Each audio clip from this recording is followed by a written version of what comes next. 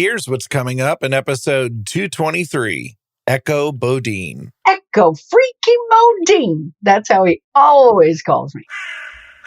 This year has been really cool for me. This is going to sound so twisted. I've had good friends of mine die this year, and I'm learning from them because when somebody calls me and says, so-and-so just died, I immediately tune into their soul. What's it like as a psychic medium who is grieving? I went in the house and I said to his wife, I said, there's a man in that car out there. She goes, yeah, it's my husband. She said, he loved that car more than any of us. And she said, I'm not surprised that he's haunting that car.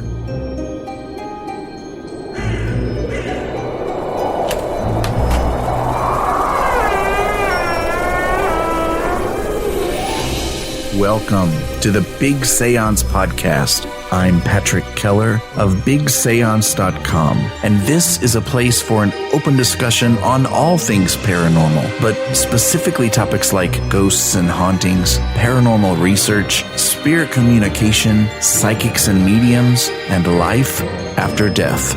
So basically, anything that pops up in my paranormal world. The candles are already lit, so you might as well come on in and join the seance. World-renowned psychic and ghost hunter Echo Bodine started seeing spirits as a young girl and has been helping to set them free for over 40 years. Most of these spirits have one thing in common: unfinished business from their lives that leaves them restless, unable to let go and move on. Some souls choose to remain closer to this dimension rather than move into the light when they die. In her new book, How to Live a Happily Ever Afterlife, Stories of Trapped Souls and How Not to Become One, Echo Bodine shares her experiences and compelling investigations that have led her to see the issues from a spirit's living time on Earth, which have not kept them locked in place in their afterlife. Each story is accompanied by an exercise that will help the reader avoid the fate of a trapped, angry, or unprepared soul. How to Live a Happily Ever Afterlife is an eye-opening look at spirits, at what compels and holds them, and what you can do to avoid the same fate. You can learn more about Echo by visiting echobodine.com.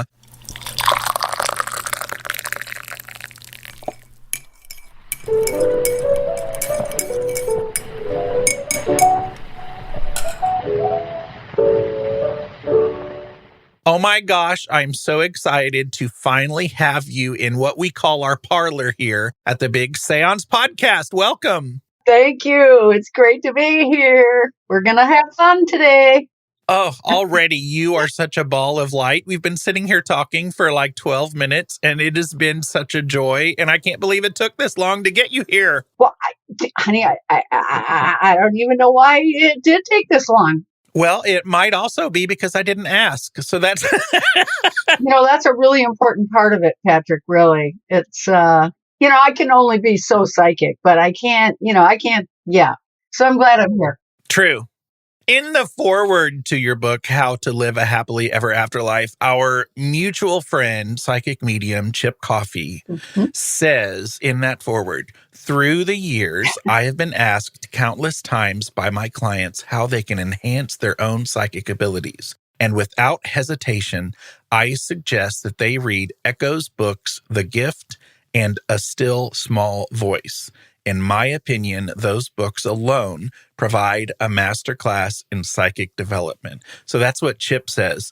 And I think it's funny because before I even read the foreword to the book, I was going to mention that in a past episode several years ago, Chip mentioned that very thing. I asked him a question about, advice and tips for developing psychic mediums. And he said, you know what? There are these two books by Echo Bodine. And those are the exact books that he mentioned. And that's what led me to reading The Gift. And so I read that in the foreword and I was like, I was meant to put that in the interview. Wow, honey, that's really cool. Thank you. Yeah, he kids me. I mean, he kids me all the time about, he really calls me Echo freaking Bodine. That's my name. Echo freaking Bodine. That's how he always calls me. Yeah. That's funny. The last time he saw me, he shouted down the hall and said, "Patrick, you big mo." Oh my God. I was like, Oh hey. my God. Oh, yeah. He also talks about cookies. Apparently, you are a deluxe cookie maker. Honey, no, I'm telling you, these are like just your basic. I mean, today I'm going to make a bunch of molasses cookies for people, or I should say ginger cookies. And I mean, really, I don't do anything special. I just love to bake cookies. So, and then I mail them to Chip, and he tells the whole world about these fantastic cookies, which are really just sugar cookies, believe me. But yeah, he likes his cookies. So you put love in them, and that's I what do. makes the difference. You know what, Patrick, when I was little, God, my mom told me when I was 3, I asked her if she'd teach me how to bake pies. Okay, now who knows where that came from? So my mom taught me at a really early age how to bake. And my dad told me one time, he said, Echo Lee, if you're not putting love into the things you bake, then don't even bother baking them. That's what he said. And so I always think about that. I make cookies when I want to, when I'm excited about it, when I want to send people some love. I don't make them when I'm crabby and I don't feel like doing anything. No. When the passion is there, Yes, that's what I do. then that's what makes it, I think. I think so too, honey, because people say, Echo, I make this recipe all the time. They just don't taste like yours. And really, honey, it's just got to be, I'm enthusiastic. I'm thinking about who I'm going to send them to. I'm excited. So it's got to be them. Oh, I love it. I love it. It has been said that you are a part of the world's most psychic family. Yes, honey. Yes. And I mentioned to many of my listeners that we were going to have this conversation today. And that's one of the first things they mentioned is, wow, what a fascinating story. Yeah. Will you tell us just a little bit about your family? Sure, honey. The way this all got started for us is that this was back in 1965, and I was 17 years old, a senior in high school. And one of my brothers saw a spirit. And, let me set the scene up for you just a little bit better. Okay, it was after dinner. We had a big round table, my mom, my dad. I have 2 brothers, a sister, and myself. And so one night, my brother, who was learning how to play the drums, we were done. He got up, he went down to practice on his drums. And, he was in the beginning stages, so he sounded rough. And then all of a sudden, oh my gosh, Patrick, the coolest drumming music came from the den. And we all looked at our dad, and he said, I don't know, it must be the record I bought him. And after, it could have been 15 seconds. It seemed like a lot longer, but he came running up the stairs and said, did you hear it? Did you hear it? Did you hear it? And we said, yes, what was it? And he said, a white figure floated through the door, across the room, put its hands on top of my brother's hands, and played the music. And he said, I tried to drop my sticks. He said, I had my eyes closed and I could still see him. And he said, and then he just floated back across the room and through the door. He was hysterical. And we're like, what? I mean, honey, we were church-going Presbyterians, okay? We didn't talk about psychic stuff. I knew that my grandma used to go down to the riverbanks and get readings from the gypsies, but we didn't discuss it, okay? So there was nothing like this. And so my mom knew somebody that had been to a psychic. And so she called this lady and said, could I have the number of that psychic? We just had a really weird experience. She gets the number. She calls the woman. Her name is Eve Olson. She's from England. Really cool lady. She says, Mrs. Olson, my name is Eve Bodine, and we just had a very unusual experience in our family. Mrs. Olson says, yes, Mrs. Bodine, I've been expecting your phone call. Okay. And so then she proceeds to tell Mom, your son just met his guardian angel, Dr. Fitzgerald. In one of his lifetimes, he was a drummer, and he's going to teach your son how to play the drums. And she said, and I need to see you and your oldest daughter for a psychic reading. So Mom pretty much said, okay, I'll get back to you on that, because she was so freaked out. And that's a lot to soak in. Yeah, honey. I mean, yeah. And I was so freaked out. I can't begin to tell you how freaked out I was. Because all I could think is, well, what if I have guardian angel? And what if they want to appear to me? So that night I started sleeping with my lights on, and I think I kept them on for the next 2 years. I mean, I was so scared of all this stuff. Okay. So mom and I, we were very curious. Why did she want to see us for a psychic reading? So mom did call back the next day, and we made an appointment. We went and saw her. You should have seen us on the way over there. Oh my God, we were nervous wrecks.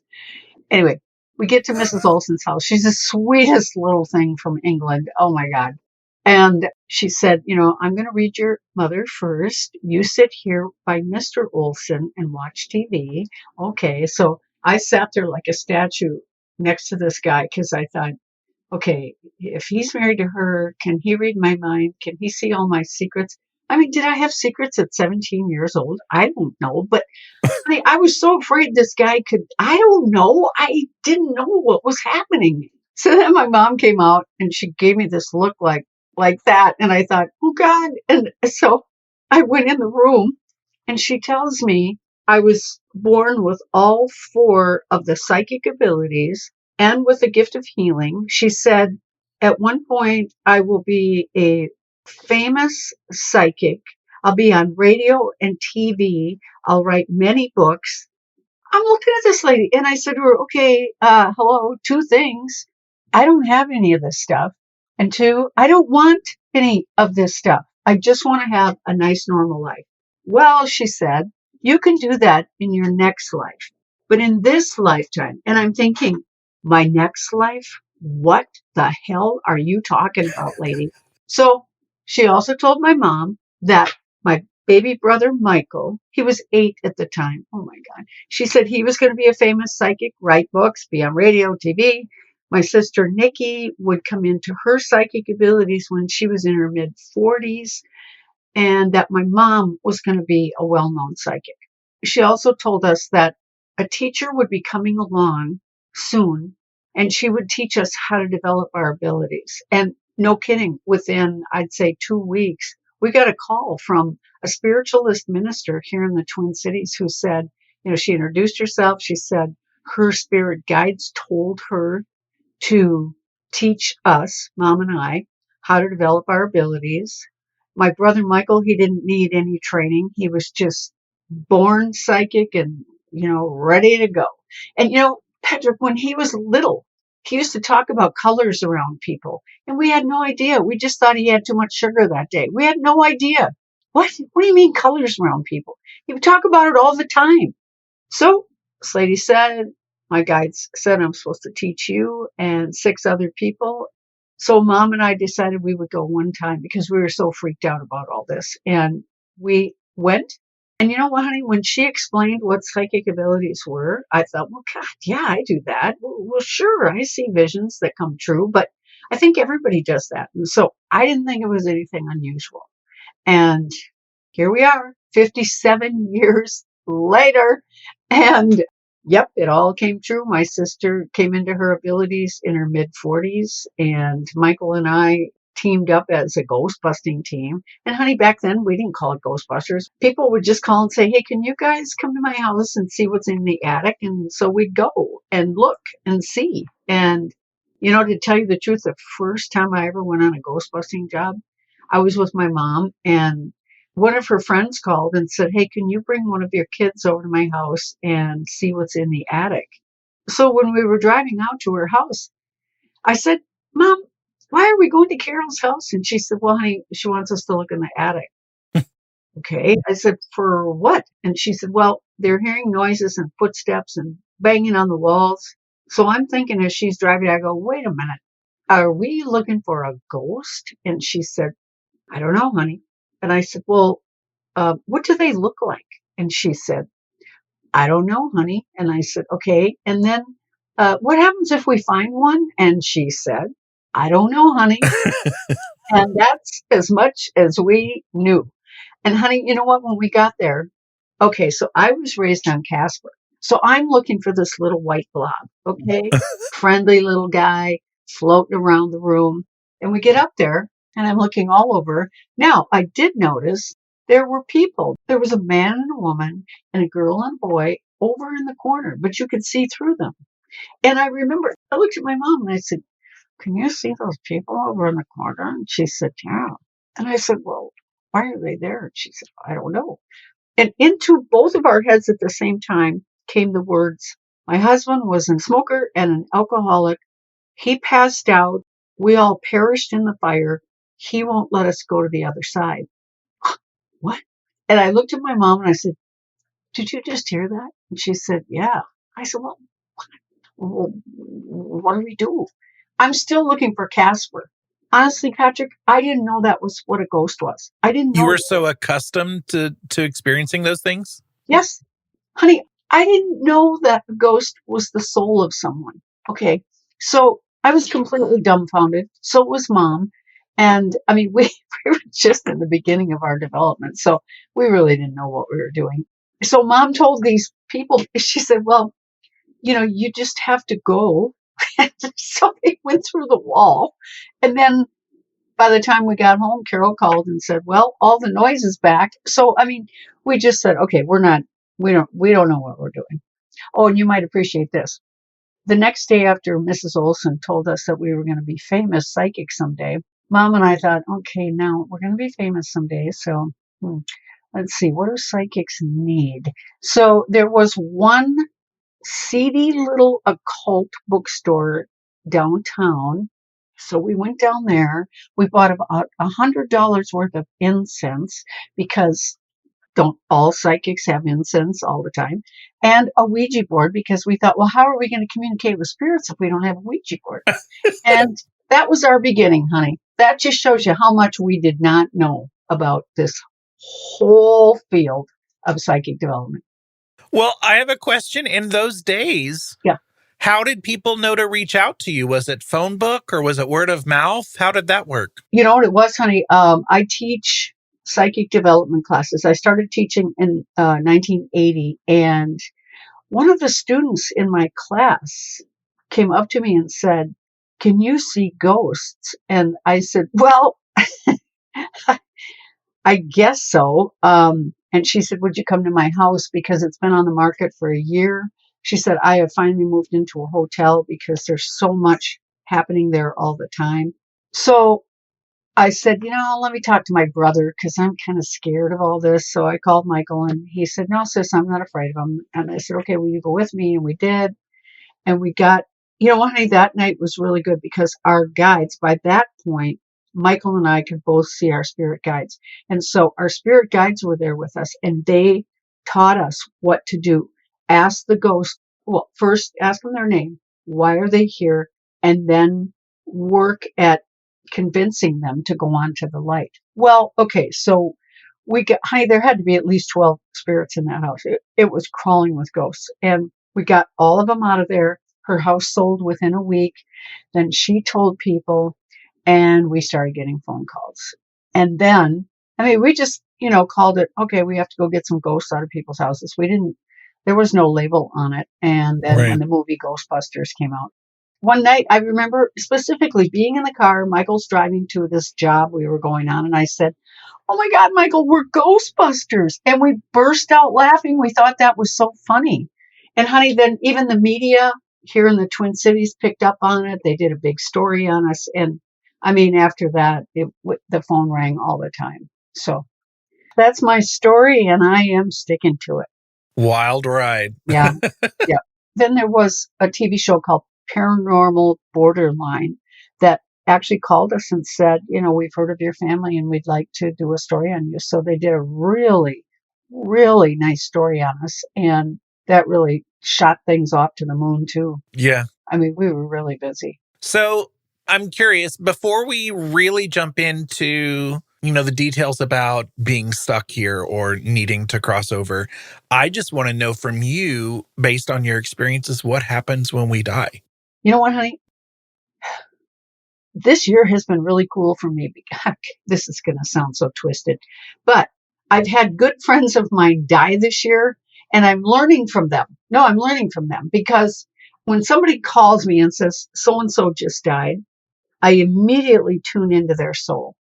And I just ask them, what's going on? What is it like? How did this happen? And then they explain to me their dying process. And who was there to greet them when the soul came out of the body and they went to the light, and they talk about the reunions they've had so far, how interesting this whole thing is now from their perspective to look at Earth and life here, and then look at a body who no longer functions, and then now they're on the other side. And they're teaching me about what it's like to die. And this one friend of mine, he was a doctor, very, very committed to his work in the reincarnation field.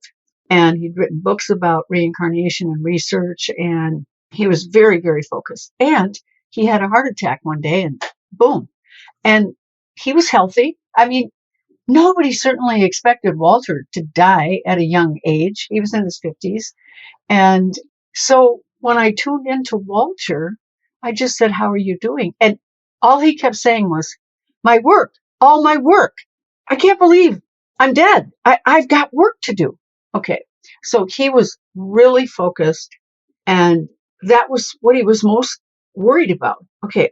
So then I checked in on him like a month later and just said, "How are you doing now?" And he said, "Oh my gosh, Echo, there's so much work over here to do." He said, "So I'm teaching people on this side of the veil about reincarnation and what is the purpose of it." He said, "Oh my goodness, I'm so busy now." And he said he was happy. He said he was sad that he wasn't here. He missed his wife.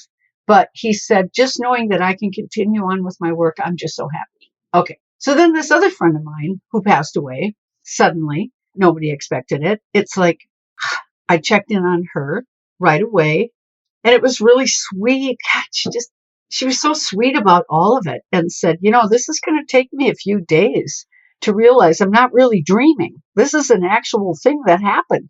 And then I checked in on her, like a month later. Oh my God, she's happy as a clam. And she said, "Oh, Echo, you know what?" She said, "I'm still working with my clients that I had on Earth. It's just a different form of communication. I'm just sending them thoughts." And I said to her, "Wow." I said, "This is very interesting to me that you're deceased, but you're still working."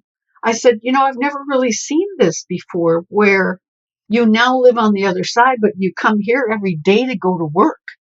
And she said, "Oh, I know. I just love it." I mean, she's so happy. And I just had another friend die on Sunday, and I checked in. Oh, man.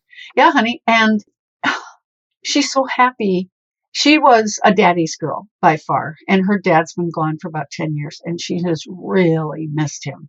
And there she was. She said, "My daddy was there with me when I came out of my body." And she said, "I'm just so happy." She said, "Today, Dad is taking me for a tour on the other side." And she said, "Oh my gosh, it's so much like Earth, but it's so happy here." And she's seen her brother who died a few years ago. She said, they've had quite a few laughs. I mean, she said, "The only thing I feel bad about is I'm happy to be here. I'm happy to be out of that sick body." But she said, "I feel really bad that I left my boys there. I wish I could have taken my boys with me." And she's got two boys, both in college. She misses them. And she said, "My dad told me not to feel guilty about it. This was my time." And she said, "So it's going to take me a little bit of time to adjust my thinking." And, that's one of the themes I've seen over and over is people say to me, "Okay, now this is going to take me a few days to realize I'm not dreaming and this really happened." And wow, that's how they are. And then they say, "Okay, Echo, now I need to go rest. I'm getting ready for my funeral. I'm going to sign off for now. I'll see you in a few days." And then I go to their funeral, and there they are. And they're just walking around listening to people talk about them, and makes them feel happy. Some people feel sad about what people are saying about them. So, honey, you know what? There is no standard answer for what happens when we die. The book, that's about the folks who choose not to go to the other side. But my communications have been with folks who have gone on to the other side. And, really, Patrick, honey, I haven't seen anybody, gosh, in the last couple of years, all these people that have died. No, they're okay. They miss their family. They miss not being able to talk to them. But a lot of people, boy, they go back to their home, they hang out, they check with their family. Um, a couple of men that I know that died, when I got word that they had died, I checked in on their souls and I said, have you gone on to the other side? And they both said to me, no, I'm going to stay earthbound for about 10 days. I just need to see my family is okay. And once I know that they've gotten over the shock and I see that they're going to be okay, then I'll go on. And with both men, I checked in like 2 weeks later and they had moved on to the other side. I was still able to communicate with them. And both of them said, okay, now I need to figure out my work over here. So, honey, it's not this scary kind of mysterious thing. It really is, like the angel in one of my books I wrote about what happens when we die. The angel said to me that works with me, she said, Echo, it's just moving from one neighborhood to the next. And she said, try to help people understand that so that they don't think it's this strange, mysterious place that we go to. It looks a lot like Earth. It's really beautiful on the other side. And I have seen different levels of heaven also. So it's pretty cool, honey, really. It's like the angel says, it's probably the easiest thing we're ever going to do is die. Hmm. Yeah. Mm-hmm. Well, I appreciate that. That is fascinating. At the same time, with losing so many friends recently, Yeah. at the risk of getting a little personal, I can't help wondering what's it like, even though you still have a connection with these people, what's it like as a psychic medium who is grieving? What's grief like when you have these abilities? Yeah, honey. You know what? I think I go for about 2 days of just human emotion, crying of, wow, I have to let that person go now. Wow. And then I kind of snap out of it, honey, and go into what I know. So sometimes it's, God, especially with two of my friends, and it's just such a shock. Like, what? She did what? And, 50 years old, died of a heart attack. How does that happen? And then seeing them. And then, the other part too, Patrick, that's really hard is continuing to see their families and how much grief that they're in. And I see that deep grief pulling on them, the people that are on the other side, feeling that heavy grief, wishing they could do something, but they can't. And that's the part, I think, for me, that's the hardest, is seeing these really strong, heavy duty grieving families, and the effect it is having on their loved ones. Yeah, it's tough. Okay, so I have a kind of a story that goes into a question, so bear with me here. Okay. You're going to kind of see some of my nerdiness here. Honey, I love nerds. I love nerds. Well, wonderful. Yes. So I have sometimes been sad when I hear mediums say that you shouldn't stay here when you die. Like, for example, Amy Winkowski says that your light, which serves as your gateway to the other side, she has always talked about how it only lasts so long. And when it disappears, you're in danger of being earthbound, I believe, is kind of what she says. And it's always made me sad because part of me always wanted the option to stay. For example, my mom and I both have a plan for each other. Okay. For how we plan to leave messages to communicate that we're still around. And you never know, I might decide I want to haunt a few people when I die. So I'm why is it important that I not stay if that's the message of this book? Honey, you know what? First of all, I do not agree with her comment at all. Your light never goes away. I mean, the light inside of us, it's a permanent fixture. So, no, God, I hate some of the things people say. So that's not true. At least not in my world. That's not true. Honey, if you want to stay and hang out, you can. If you want to haunt people, you can. Just remember karma. What you do unto others will be done to you. I don't recommend haunting people, but, you can hang out here. There's no rule that says you have to go to the other side. It's just that The ones that stay here are not conscious of all the stuff that we're talking about today. And they're here because, well, of the various reasons in the book. You are conscious of these things now. So if you say this afternoon you have a heart attack, you come out of your body, you go, whoa, wow, that was fast. Okay, I'm not ready to move on to any place. You can stay here. You can, honey. That's the thing about we all have free will. Mm-hmm. And so, God, I remember I gave a talk at a hospital on dying and that we all have free will and we can choose to stay here. And this woman stood up in the audience and said that I was wrong and that the Lord takes our soul immediately home to the other side. How dare I say such a comment? And I said, we all have free will in death, just as we do in life. And she said, absolutely not true. She was very upset. But we do. We have free will in death, just as we do in life. And that's why those souls choose to consciously stay here on this side. I love that answer. Yeah, you can hang out. You can hang out all you want. So I have a question from a listener named Sue. Okay. And she says, in your opinion, if we have guides and angels looking out for us on the other side, how do ghosts get stuck here? And why don't those spirits help guide them over? And I think we may have just answered that question. Honey, yeah, we have answered that question. Okay, so the book, there's 6 main reasons why these ghosts choose to stay earthbound. Some people don't believe in life after death. So when their soul comes out of their body, they don't know what to do. And I've seen these ghosts. When I say, why are you here? They go, I don't know why I'm here. There's no such thing as life after death. And all they can see is darkness around them. Okay, that's their state of mind. When they died, they believed there was nothing.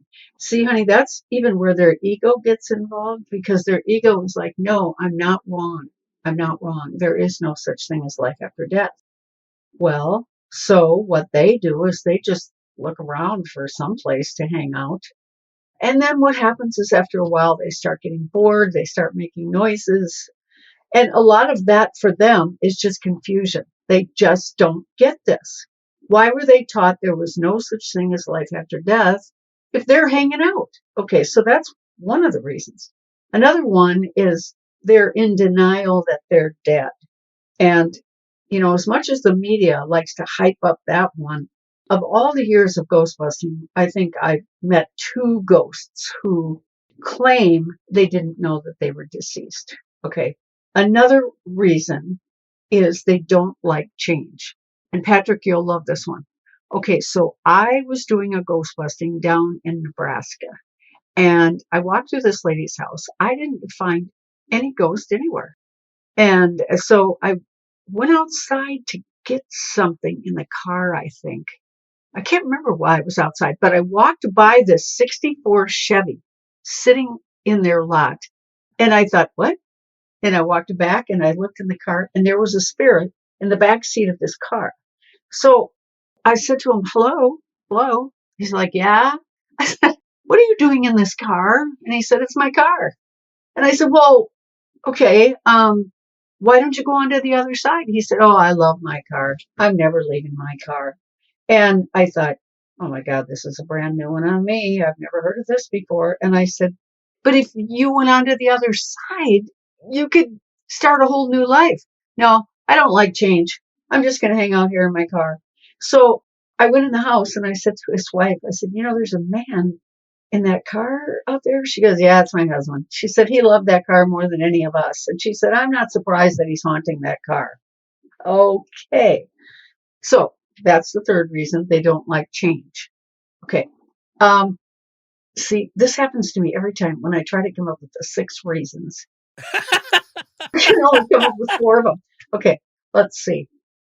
Okay, let me jump to number 1 reason why ghosts stay here. And this is the one we hear most often, is they're afraid if they go to heaven, God is going to send them to hell. That's the number 1 reason that we hear more and more and more. Oh, yeah. Okay, I just remembered. Another reason is there's somebody in heaven they don't want to see. Like this young woman who was murdered by her boyfriend and then he committed suicide. So she said, I'm not going anywhere where he is. And she said, so I'm just going to stay here. So you know what she did, Patrick? She literally kind of roamed around Minneapolis, found this guy that she thought was really handsome, a human living person, and told me that this is her new boyfriend. All right. And the reason, get this, the reason we were called to this house was because every night when the man's fiance would sleep overnight, something would push her out of the bed. Okay. And they would have fights about this every day. And he would say to her, I did not push you out of the bed. And she said, yes, you did. And I am not sleeping over here anymore until you get rid of whatever this is.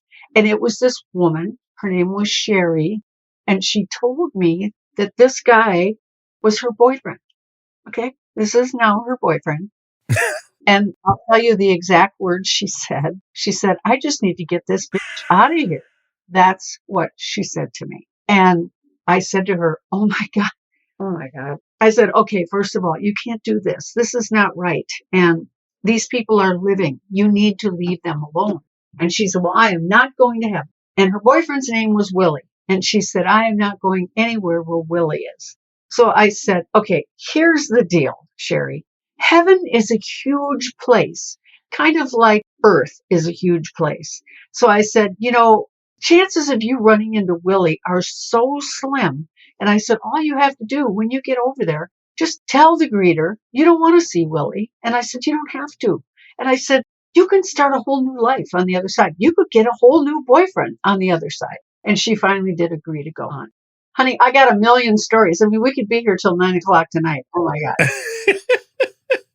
Well, let me just tell you, if you someday soon catch me dead on this side walking around, I promise you it won't be for something that crazy. Those are hilarious. I know. But also, I guess a lot of that could be summed up with dogma. We talk about dogma a lot on here, just the stupid things that we teach each other and we teach children that we grow up thinking and then all of a sudden struggling to get rid of that baggage. Yes, honey. Yes. That's what I have discovered is that whatever people's beliefs are about heaven, that's what they're going to find when they get there. But then once their mind starts to open up like, maybe there's more to this, that's when they start to see more. All right.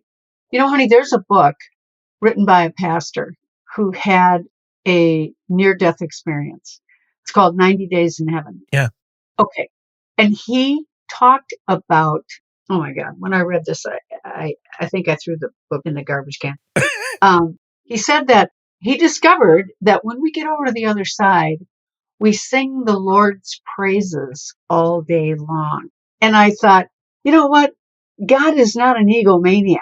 God is not saying, all right, I want all you poor souls to sing praises about me all day. But that's this guy's beliefs. Okay. And it just makes me cringe to think of all the people that believe him because he's a pastor. He had B, a near-death experience. He's been to heaven and back. It's like, oh my God. You know what, honey? All these teenage souls that I meet that are ghosts, you know why they won't go to heaven? Because they tell me heaven is going to be really boring. There's going to be no more parties, no more fun things to do. They have told me that they believe they're going to get to heaven. They're going to get their angel wings. They have to play the harp all day. Okay, this is their beliefs. When I went and did a ghost busting at a high school, there was a teacher that roamed the halls of this school. And the kids kept talking about it. And finally, the principal saw the teacher walking the halls. And so that's when they called me. So when I got there that night, there was this young man, young soul. I met him. He was in a classroom. And I said to him, how many of there are you here? And he said, oh, I'm not sure, around, I think 36. I said, 36 souls? And he said, yeah. And I said, okay, would you do me a favor? I said, this is a really big building. So I said, would you go gather them all up and meet me in the auditorium? And he said, sure. So I waited. I went and sat in the auditorium with the person that asked me to come to the school. And all these kids started coming, spirits started coming into the auditorium. And I was just astounded. And so I asked this young man, I said, honey, I just can't believe, why are you all here? And he said, again, heaven's going to be really boring. We love to go to parties. There's not going to be any more parties over there. There's going to be nothing. It's just going to be really boring. And so we like to stay here where the parties are so that we can go to the parties. And I said, you guys, you can have parties in heaven. I'm telling you, it's a huge place and it's like life on earth. And so after talking to them, it took at least an hour to convince them. But this is what their beliefs were, that heaven was going to be a boring place. But you know what? They did. I said, all right, would you guys all hold hands? And I said, and I want the teacher, she was in the room. I said, I want you in the middle of this circle. And I said, who's going to be in charge of this? Who's the leader? And this one young man raised his hand. And I said, okay, would you take this group and your teacher? And I said, can you see that light? Yes. And I said, all right, I want all of you to go together to that light. And, honey, and they did. I saw them. And it was cool because this guy that was with me, I said, can you take pictures and see if anything shows up? And it was really cool because when we got the pictures back, first there was a picture of a big ball of light like this. So that was all of them together. And then in the following pictures that he took, you could see this white ball moving up and out. Wow. It was really cool. Wow. So, God, my listeners have heard this so many times. I have been my whole life running away from a Southern Baptist tradition. Ooh. And Ooh. But I could also say, I kind of feel like in woo-woo spirituality, we've kind of made that boring too. I know. You hear people like, well, who wants to sit around and meditate all day and blah, blah, blah. Yep. So I think that can also happen there. So we're making it too boring. I know, honey. We are making it too boring. It's like saying Earth is boring. There's nothing boring about Earth at all. So, yeah, got all these personalities all. Okay. It's a wild ride over there. So besides baking cookies, how do you keep grounded and focused? You know what, honey? I like to make lamps. Oh, can I show you one of my Halloween lamps? Oh, please do. Okay. Please do. Hold on. I'll be right back. Y'all, I am so excited to see this. I'm so excited. Oh my gosh. So, Halloween is such a big favorite with people. So this is a lamp I just made for a friend of mine. It's her birthday. She loves Halloween. So, yep, honey, I take cups and I make all kinds of lamps. Really funky, fun ones. Oh my gosh. I know. So there's this one. I love it. Honey, I'm just a very creative person. So yeah, I make lamps, I bake, I do a lot of gardening, and I also teach classes. I teach 3 classes a week on stuff, intuition, how to live intuitively, psychic development, lots of things. And you have your Center for Intuitive Living. You know what, sweetheart? I had to close it last year because the place I rented, they are renovating the whole building. So I had to close it down. But I'm in the process of trying to find a new one. But you know what, honey? I love Zoom.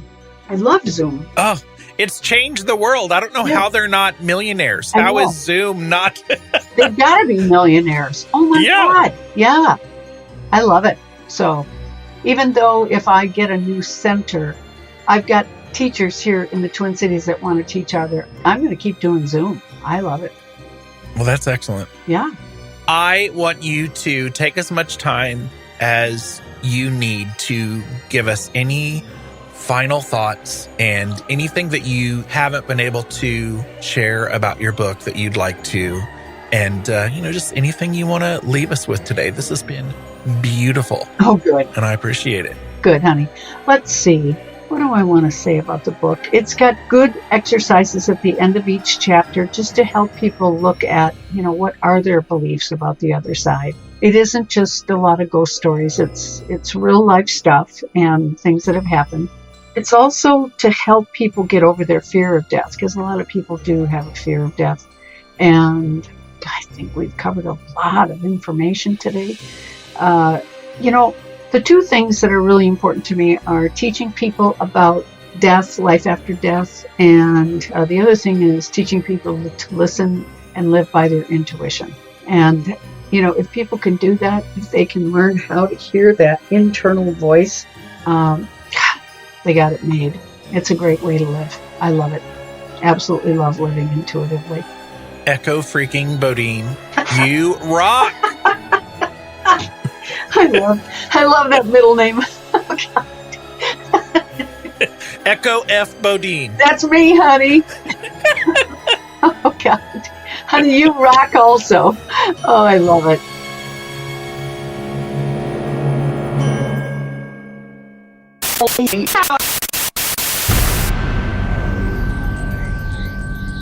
Thank you to the following super paranerds who support the show at patreon.com/big seance. Michael Henson, Daryl, Anne-Marie Sullivan, Natalie N., Kim Robb, Josiel Lorenzo, and Susan Davey. My supporters at the Parlor guest level, who can be found at bigseance.com/parlor guests, are Allie of Hocus Pocus Collector, Chelsea from Cheers with Chelsea, Ann Rekovich from ozparatech.com, Dina DeCastro of Dina DeCastro Astrology, Janae Michaels from Grey House Tarot and Farm Artifacts, Mitchell Coombs from mitchellcoombs.com, Amy Park Gedicke of amyparkg.com, Lonnie Scott from weirdwebradio.com, Lana and John of Carbon Lilies, Andrew Watson, Amy Taylor, Danielle Hembury, Morgan O'Hearn, Sarita Cockerham, Christine Rath Selhe, Mindy Kintop, Hope Battaglia, Cass and Bailey, Melissa Armour, Diane Rax, Bruce Williams, Christopher Kohler, Jim Budd, and David Rubenstein.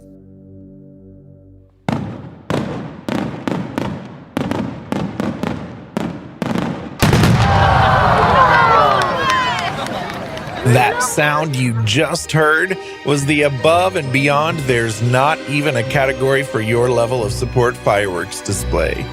Because I have 6 awesome listeners who support the show at the $10 level. Those awesome paranerds are Peggy Hagan, Glenna Becker, Steve Skinner, Kevin Gilbert, James Wilfong, and Norman and Linda Keller. And I have a Parlor guest who is supporting the show at the $15 level. And that is the lovely Jean Marie. You rock. So thank you, Peggy, Glenna, Steve, Kevin, James, Mom and Dad, and Jean Marie. And thank you, Paranerds. For show notes, including links to anything we may have mentioned in this episode, visit bigseance.com. And you can continue the discussion and hang out with a great community of paranerds by joining us in the Big Seance Parlor on Facebook. Want to hear your voice in a future episode? Go to bigseance.com/feedback to learn how. Thank you so much for listening. Unfortunately, it's time to blow the candles out, but we'll see you and light them again next time.